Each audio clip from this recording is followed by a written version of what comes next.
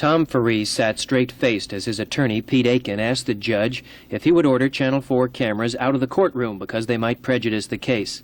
The request has become almost routine since the state Supreme Court decided to allow camera coverage, and almost as routinely, County Court Judge Harry Gulkin denied the request. Several weeks ago, Judge Gulkin declared a mistrial when a juror admitted to reading newspaper coverage about the case during the trial. Today, Prosecutor Jeff Orsick said he intended to prove that Mr. Farese maliciously destroyed the property of next-door neighbor Helen Naus when he broke her kitchen window early one morning after he found some coconuts from her trees on his property. But defense attorney Aiken said this was a ridiculous prosecution of a $3 case the state attorney was pursuing for ulterior motives. You have probably noticed by now that there is a great deal of publicity attendant to this particular proceeding. You've got to be speculating as to why.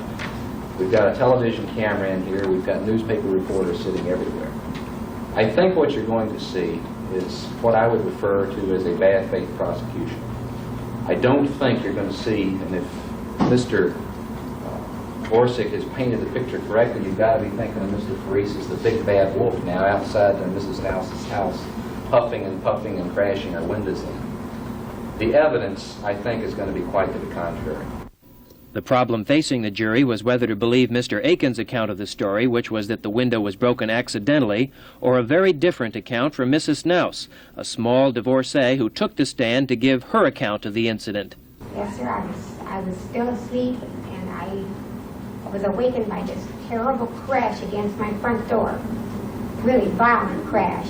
And I didn't know what was going on. I woke up, I jumped out of bed, and I ran out to look to see what had happened. I had no idea what it was. And as I ran out, I could see this figure running under my kitchen windows.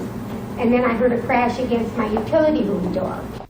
Mrs. Naus said Farese then broke her kitchen window screaming about the coconuts. The state rested late this afternoon, and tomorrow the case is expected to go to the jury.